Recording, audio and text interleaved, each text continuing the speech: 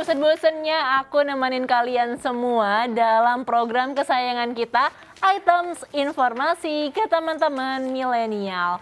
Dan kalau misalkan tadi kita udah bahas tentang sejarahnya baseball, terus juga sedikit mengupas tuntas tentang sebenarnya baseball dan softball itu apa sih bedanya. Sekarang nih ya, kalau misalkan kalian ada yang kayak aku menganggap bahwa baseball itu sebenarnya seru banget, tapi mungkin karena agak tidak populer di Indonesia juga, jadi pengen nyoba cuma belum ada kesempatannya nih. Nah, kalau misalkan kalian emang bener-bener pengen coba, kalian harus tahu beberapa informasi dasar seperti aturan-aturan dan juga teknik yang ada dalam dunia baseball. Dan untuk itu aku akan membahas khusus untuk kalian semua apa aja sih sebenarnya aturan-aturan dan juga tekniknya.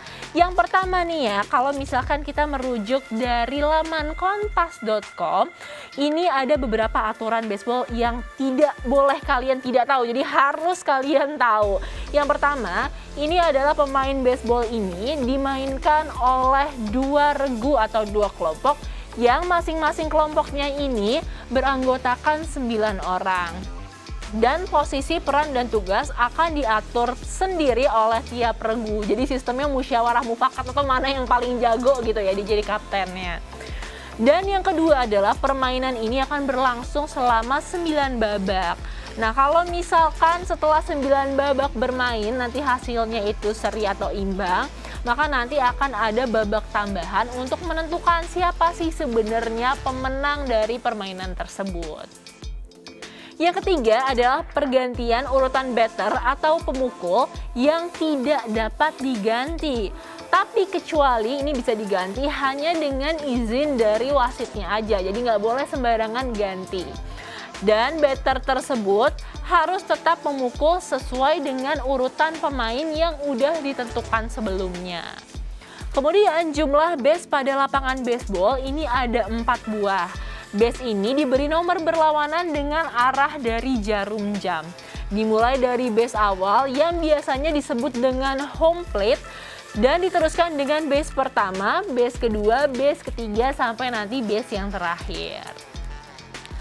Aturan lainnya adalah kalau misalkan seorang batter atau pemukul berhasil memukul bola, maka mereka harus berusaha lari sekencang mungkin dan secepat mungkin untuk menuju base yang pertama. Nah, ini dia nih mungkin yang dibilang tadi bisa membakar kalori sampai banyak karena emang larinya itu harus cepet-cepetan banget.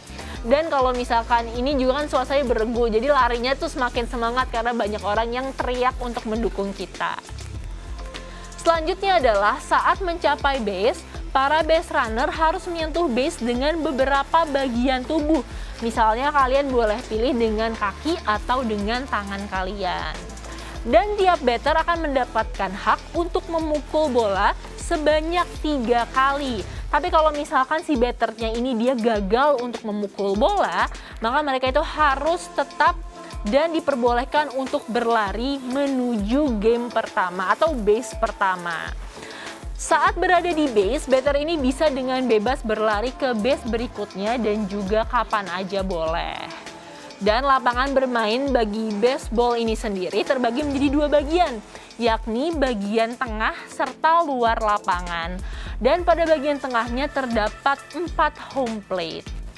Kemudian yang terakhir adalah pemenang akan ditentukan berdasarkan jumlah pemain yang berhasil lari tersebut. Gimana? Kira-kira ngebayangin aja tuh udah seru banget ya. Pastinya kalau misalkan kalian pengen banget melakukan olahraga ini, mungkin bisa langsung call atau teks teman-teman kalian dari sekarang untuk janjian main baseball. Semoga bisa dimainin nih ya ketika pandemi kelar, atau mungkin kalau misalkan saat kondisinya udah mulai kondusif kalian bisa main baseball. Pastinya harus dengan penerapan protokol kesehatan yang ketat. Selanjutnya adalah kita akan bahas gimana sih teknik-teknik dasar dari olahraga baseball. Jadi kalau misalkan di olahraga baseball ini ada 4 teknik dasar yang harus teman-teman semua tahu nih. Jadi untuk pemain-pemain yang baru pengen mulai kayak aku, ini harus di-note banget ya. Yang pertama adalah teknik melempar bola. Jadi seorang pelempar ini gak boleh melempar bola sembarang lempar aja. Cara melempar dalam permainan baseball adalah dengan cara mengayuhkan bola ke atas. Dari atas lalu melemparnya tepat ke arah pemukulnya. Kemudian yang kedua adalah teknik untuk memegang tongkat pemukul. Tongkat pemukul atau yang biasa disebut dengan bat harus dipegang menggunakan kedua tangan dengan erat agar ini hasil pukulannya bisa maksimal dan juga jauh. Dan yang ketiga adalah gimana sih cara teknik untuk memukul bola. Wah, ini penting banget sih ya. Jadi pemukul ini harus bisa melihat secara cepat dari mana arah datangnya bola. Selain itu dia juga harus mampu memukul bola dengan kekuatan sekencang-kencangnya. Dan yang terakhir adalah teknik untuk menangkap bolanya. Dalam permainan baseball, ini ada pemain yang berperan untuk menangkap bola atau biasa disebut dengan catcher. Agar bisa menangkap bola yang dilemparkan oleh pitcher, seorang catcher ini harus menguasai teknik menangkap bola secara baik. Nah, ini mungkin ya salah satu olahraga yang agak-agak mirip yang pernah aku lakukan dengan yang mirip sama baseball ini kasti gitu ya, kayaknya yang paling dekat. Tapi pastinya kalau baseball ini juga berbeda juga sih dengan kasti. Tapi konsepnya sih agak sedikit mirip, cuma kasti kayaknya versi lebih simpelnya. Nah, kalau misalkan tadi aku udah bahas informasi untuk para newbie, nanti kita juga akan bahas tentang tokoh-tokoh bola baseball atau permainan baseball yang terkenal banget dari seluruh dunia. Dan pastinya ini bisa menginspirasi kalian semua untuk bisa melakukan olahraga ini bareng teman-teman kalian.